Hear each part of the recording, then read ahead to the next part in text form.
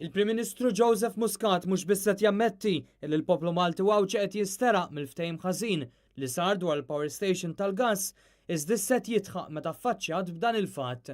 Dan waqt li kull sena pajjiżna jitlef mal-100 miljun euro minħabba l-għażla tal-elettrogass.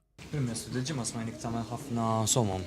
Bħal donnu isek kuntent li flok 200 miljun forsi qed nistarqu 100 miljun.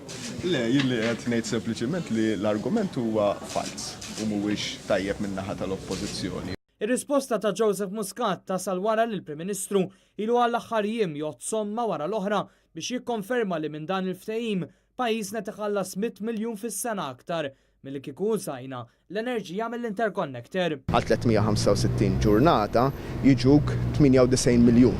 Muscat baqa' wkoll jiddefendi lil Konrad Mizzi u Keith Kembri meta ffaċċjat mill-ġurnalisti dwar il-kundanna ta' rapport tal-Awditur Ġenerali għal mod kif mexa bih Gvern Laburista biex intażlet il-kumpanija li tibni l-powerstation il-ġdida u meta affrontat mill-ġdid bid-domandi dwar 17 Black.